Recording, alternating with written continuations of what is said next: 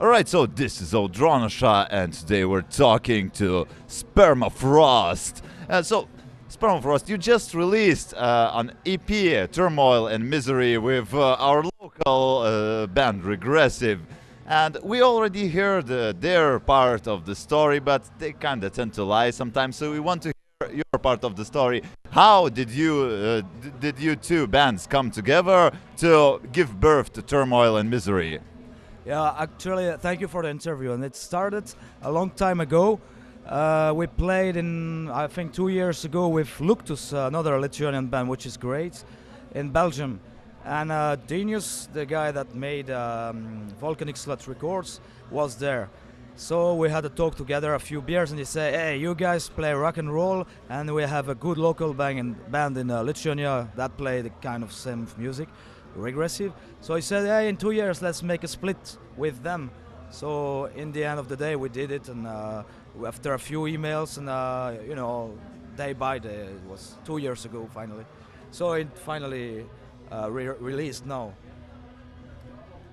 Can you guys tell us something more about the underground metal scene in Belgium? What's it like there?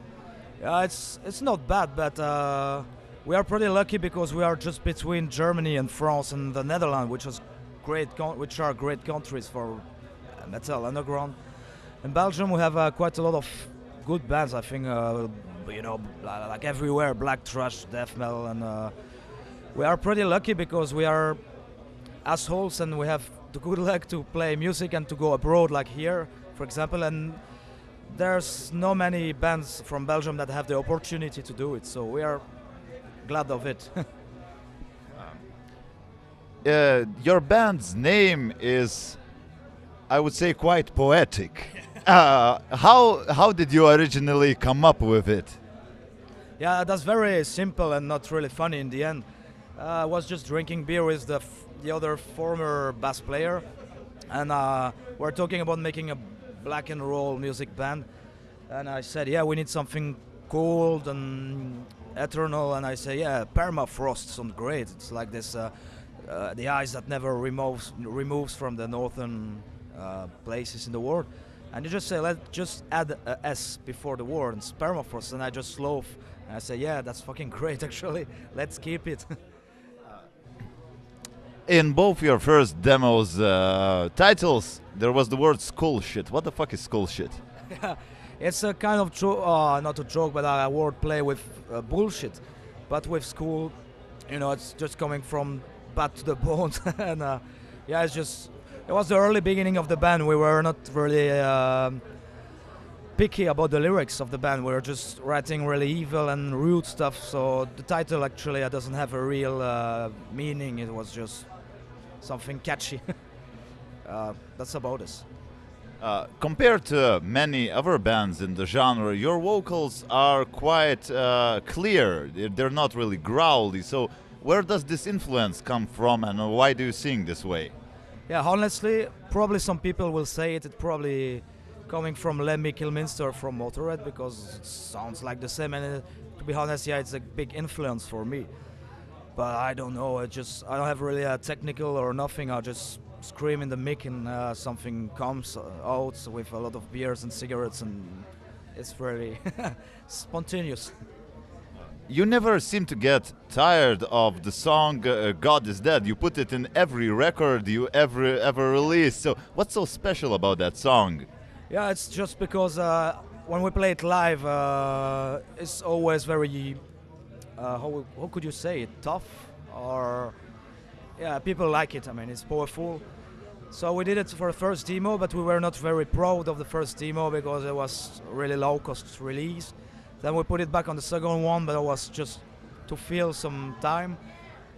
And now for the split with Regressive, we were thinking, yeah, this time is the time to make a real version of the song, because it's like the hit, as I could say.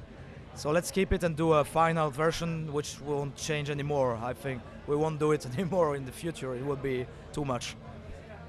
What is your next record after Turmoil and Misery, and do you maybe have any other plans for touring or something? Yeah, we have only one concert planned so far in France, but nothing really special. Yeah, with Skeletal from France and Infamy from France as well. Anyway, we want to record an EP with 5 songs, but it's for the future. But so far we have 2 songs that are already recorded, and we would like to make a split with another band called Whip Striker from Brazil. We played with them 2 weeks ago, and they just said, "Hey, you guys are amazing. Let's make a split together." And it's a good opportunity to have a split with a Brazilian band. You know, it's very interesting for everything. It's great. So we have 2 songs ready, and we will do it hopefully, and maybe play in Brazil one day. You proclaim that you like cheap beer and cheap cars. So, what's the cheapest beer you ever drank, and what's the cheapest car you ever driven? Yeah, cheapest beer had drank in Belgium, I would say it's Think Bro. That's the one we drink in the rehearse place. It's in euro. It's maybe 35 cents for a beer, but I think for Lithuania it's not that cheap because you guys have very cheap beers and I love it. So I cannot really say what. I think the cheapest one I had was in Thailand. The Chong beer was very cheap, but I don't remember. I cannot translate it in Lithuanian money or euro. But the cheapest car we have, our drummer has a very old school car from the, I don't know, 60s maybe, which doesn't drive really well, which doesn't run really well. But so we're really a low cost band for this in this point. All right. Now for some less serious questions. How would you imagine the underground metal scene after 10,000 years?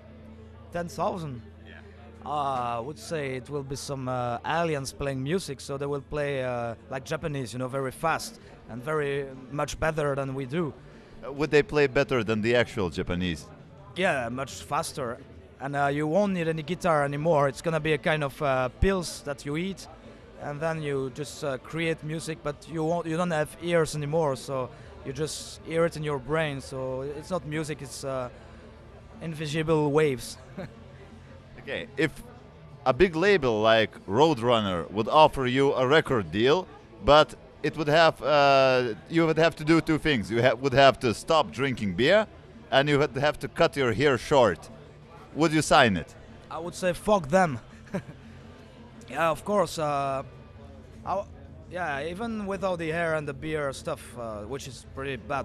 But I think we would say no, because we just play for fun and to enjoy and to come in places like here, meeting nice people, having interviews like you, meeting girls and drinking beers with everyone.